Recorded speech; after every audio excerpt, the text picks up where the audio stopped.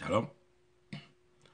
Soyez bénis dans le précieux nom de notre Seigneur Jésus.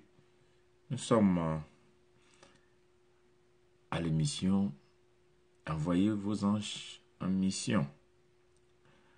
Nous sommes aujourd'hui au 42e jour. On avait annoncé comme cela qu'on allait reprendre les émissions à partir d'aujourd'hui. Nous sommes lundi et Dieu bénisse tous ceux qui seront connectés aujourd'hui et que Dieu continue de bénir tous ceux qui vont se connecter au cours de la semaine.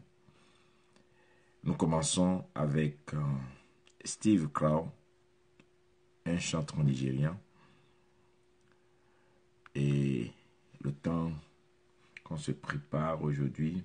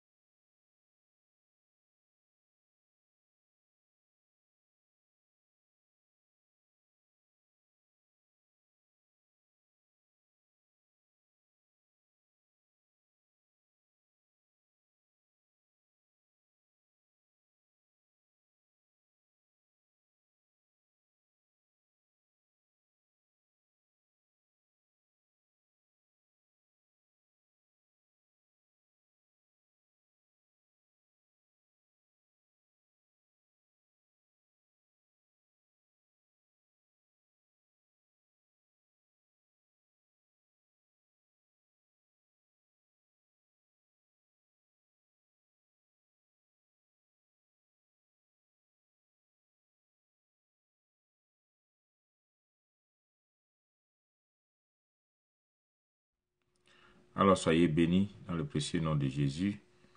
Et on va commencer aujourd'hui. On va repartir à nouveau avec nos temps de prière importants sur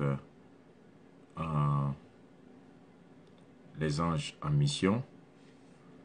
Et avant tout cela, on va juste commencer doucement, doucement. Bonjour Gabriella, soyez bénis, bonne arrivée. Et doucement, on va se donner le temps que certains se connectent et qu'on puisse parler aujourd'hui du thème sur l'ange et aussi repartir à nouveau avec ce temps important de partage et de prière. Vous allez écouter maintenant Déborah Lukalou qui nous...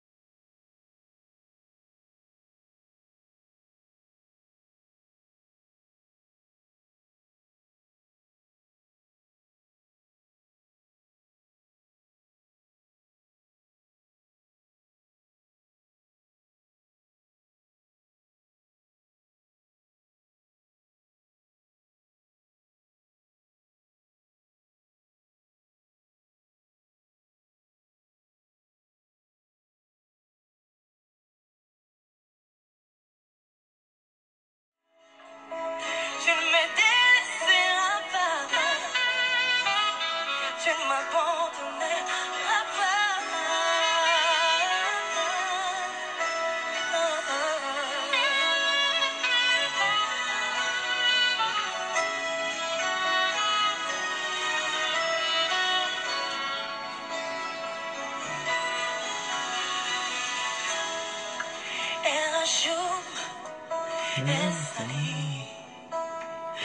me délaisseras pas.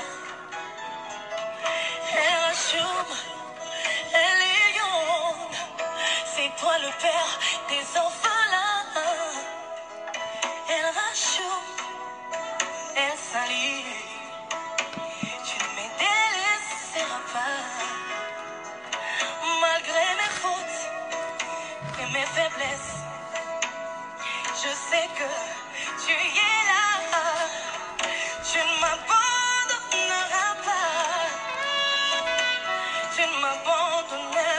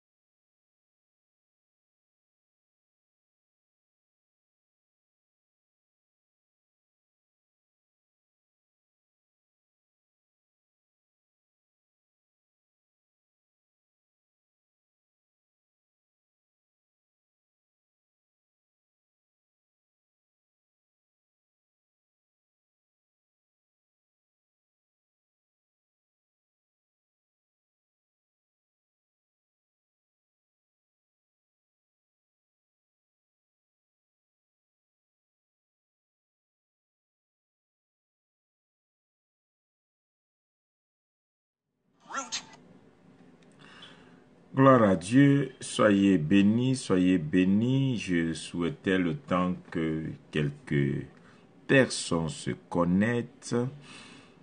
Et puis nous allons passer à notre temps aujourd'hui de prière. On était arrêté sur l'émission 42, hein, et de 42e jour.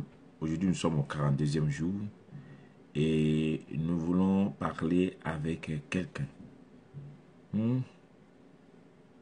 Et je voulais que le Seigneur parle au cœur de quelqu'un, que le Seigneur touche quelqu'un, que quelqu'un ne soit pas inquiété par rapport aux événements qui sont en train de se produire actuellement dans ta vie. Nous sommes en début d'année, nous sommes au premier mois de l'année. Il faut que tu saches que Dieu est avec toi. Il faut que tu saches que Dieu ne t'abandonnera pas. Il faut que tu saches que les promesses de Dieu sont oui et amen. Il faut que tu saches que le Dieu qui a commencé cette bonne œuvre avec toi va l'achever. Il faut que tu saches que cette année, tu ne dois pas compter sur autre chose qu'à l'Éternel. Tu dois compter que sur Dieu seul.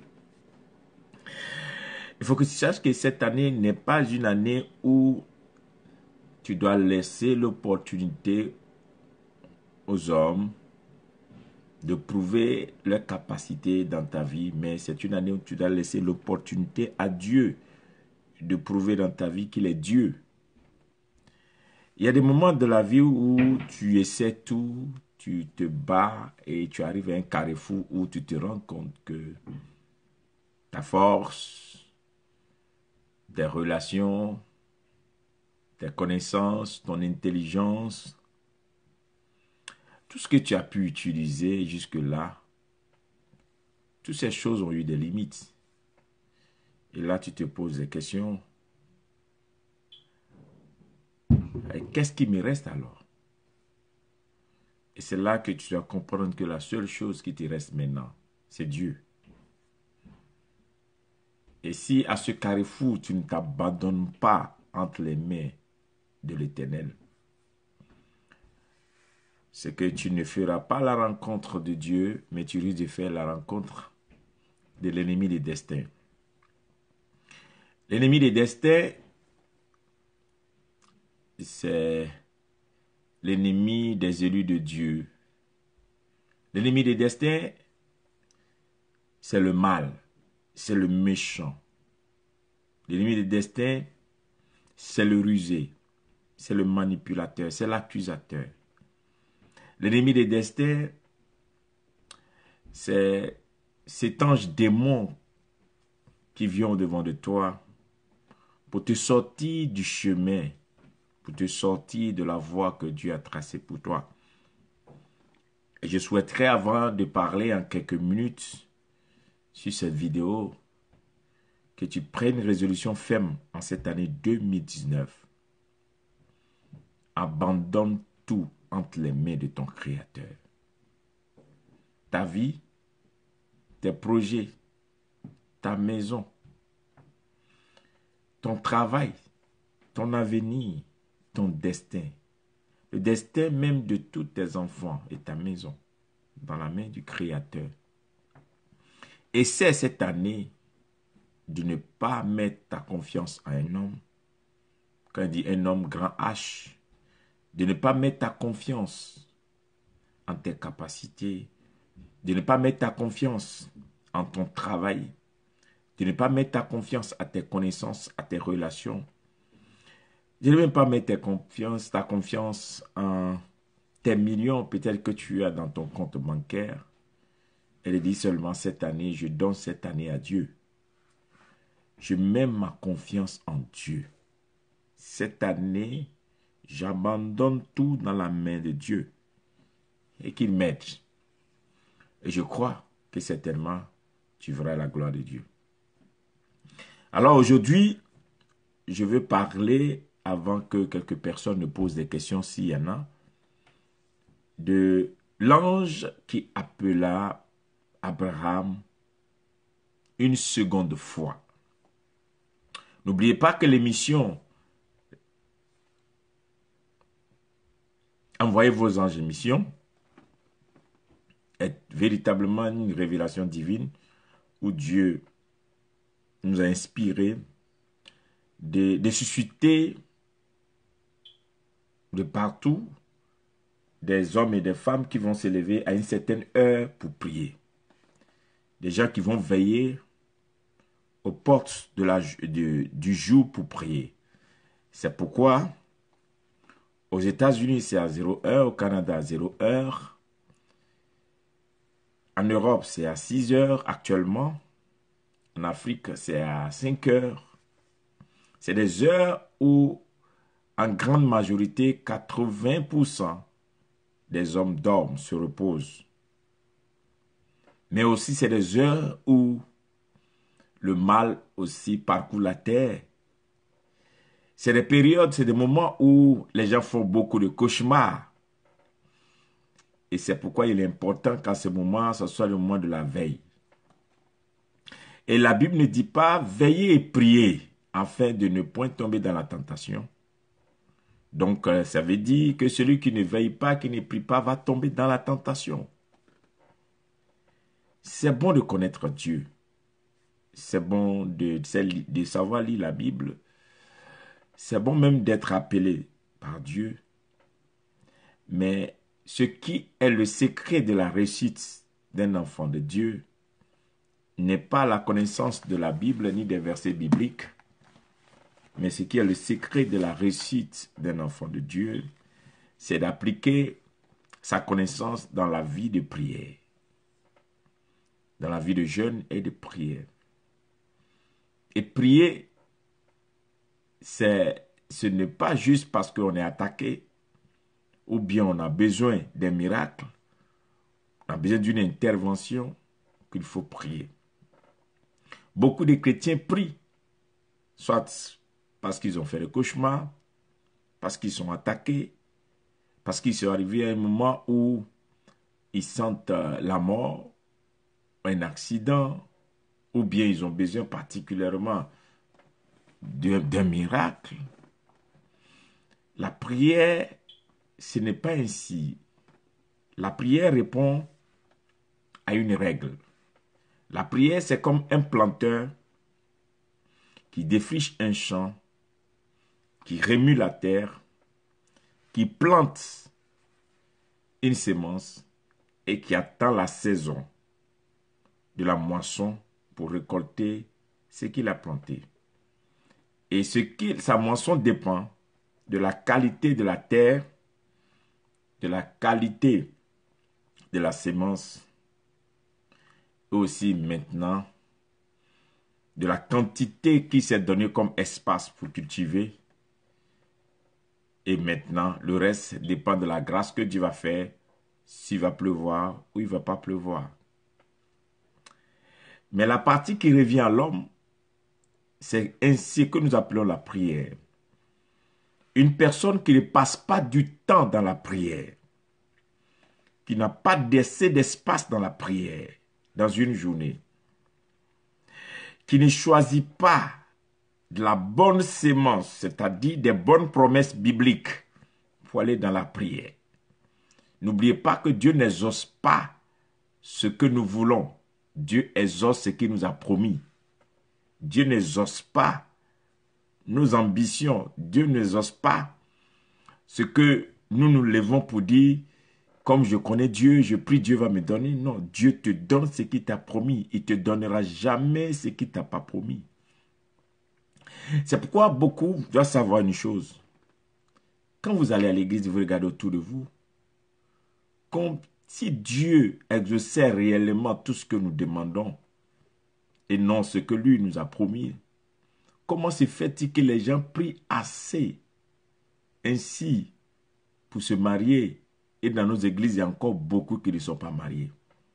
Comment se fait-il que les gens prient pour la guérison et dans des foules, des milliers de personnes, à peine 15, 20, 30, 50 sont guéris? Comment est-ce que les gens prient assez pour obtenir certaines choses et il arrive que ces personnes ne l'obtiennent pas? Shalom, prophète Clotaire, sois bénéfice. Comment? Ça veut dire que c'est une grâce. Dieu fait ce qu'il veut. Mais au point nommé, à l'heure donnée, au rendez-vous donné par Dieu, quand cette personne au rendez-vous de Dieu, Dieu l'exauce. C'est pourquoi Dieu dit, au jour favorable, au temps favorable, j'exaucerai. Au temps favorable, Dieu exauce. Mais pour que ce temps favorable arrive, il faut provoquer la pluie. C'est-à-dire, il faut s'aimer dans la prière. Il faut s'aimer dans le jeûne. Il faut s'aimer dans le temps que tu donnes dans la prière. Donc, le résultat que tu as dans ta vie, ou bien dans la journée, dans le mois, dans l'année, dépend du nombre d'heures, du nombre de jours et du nombre de mois que tu passes dans la prière. C'est très important. Donc, il y a beaucoup qui prient peu et qui attendent d'obtenir des grands résultats. Il y a beaucoup qui ne sacrifient pas des temps dans la prière et qui veulent obtenir des résultats. Non, sans la prière, pas de résultat. Donc, en début de cette année, ce qui est très important, abandonne-toi à Dieu dans la prière. Une autre chose, le Dieu que nous adorons n'est pas un Dieu qui est pitié. Quand on dit Seigneur, prends pitié, aie pitié, Dieu n'a pas pitié de quelqu'un. Dieu est amour. L'amour de Dieu se manifeste dans la connaissance que son fils et sa fille a de sa valeur, de ce qu'il est. C'est-à-dire, un enfant de président ne fait pas pitié à son père pour avoir un garde-corps pour l'accompagner à l'école. C'est son droit. L'État décide que, compte tenu de la fonction du président, sa famille est en danger, il faut des garde-corps pour accompagner l'enfant à l'école. Donc cet enfant ne va pas aller supplier son père, se mettre dans une condition de pitié pour que son père accède maintenant à ce dont il a droit. C'est son droit à cause du titre de son père. C'est comme ça aussi que les enfants de Dieu n'ont pas besoin de faire pitié pour avoir certaines choses de Dieu, parce que le niveau, notre Dieu, il est le roi des rois, le Seigneur des seigneurs. La terre et tout ce qu'elle renferme lui appartiennent. C'est pourquoi elle a dit, venez à moi, vous tous qui êtes fatigués et chargés, je vous donnerai du repos. Et donc quand nous venons à lui, il a cette capacité de nous décharger. Nous devons croire, celui qui s'approche de Dieu doit croire que Dieu existe. Donc il ne faut pas venir à Dieu et alors penser que Dieu, est-ce que Dieu est capable de le faire? Est-ce qu'il peut le faire? Non.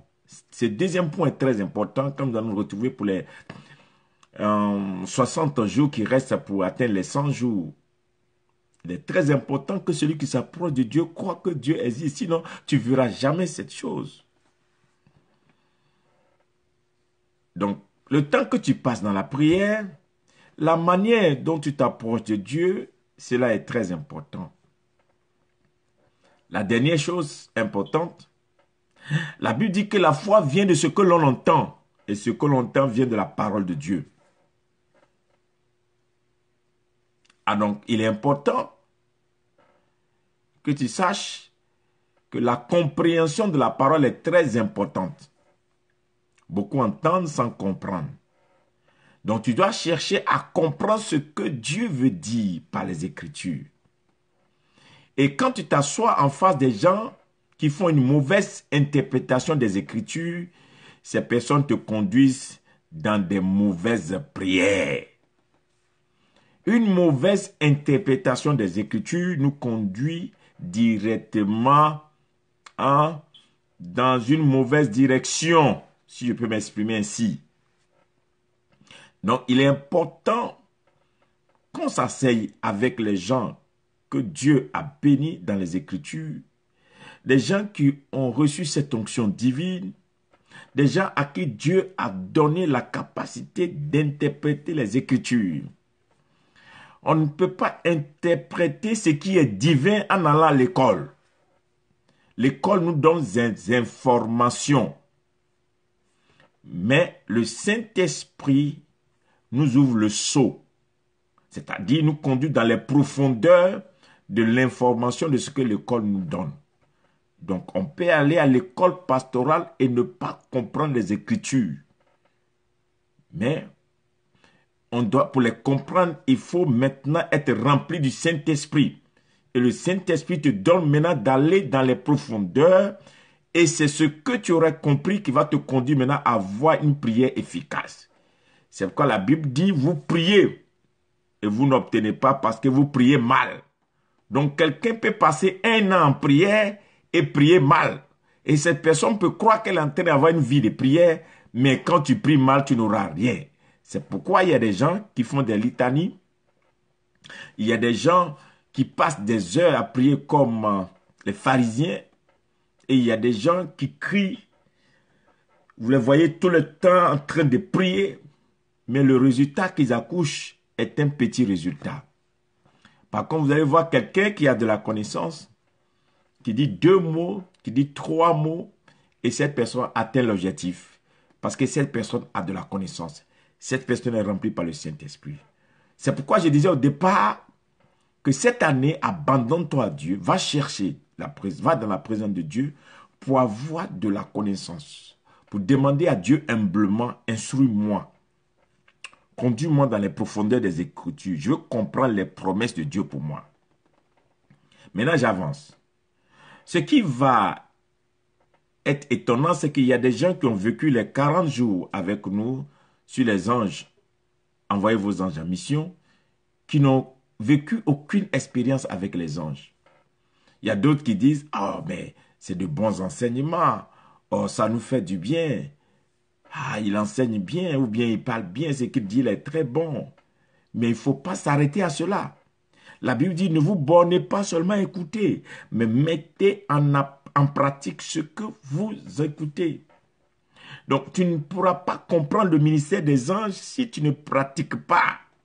Si tu n'appliques pas ceci sur certaines choses de ta vie. Je prends un exemple. Tu perds, ou bien il y a une personne de ta famille que tu as perdu de vue depuis des années. Vous ne savez plus jamais où se trouve cette personne. Ça fait 10 ans, 20 ans, 30 ans. Et tu écoutes un enseignement sur les anges, envoyez vos anges en mission. Tu te mets dans la présence de Dieu pendant 2 jours, 3 jours, 4 jours et tu pries. Et tu envoies les anges en mission pour dire, si effectivement le ministère des anges existe, voici mon frère qui s'appelle tant, il a quitté la maison, ça fait combien d'années, on ne sait pas où il est. S'il est vivant, qu'il fasse signe. Ou bien quelqu'un le voit, le localise quelque part. Même s'il n'est pas vivant, il faut que maintenant, on nous informe. Quelqu'un nous donne une information.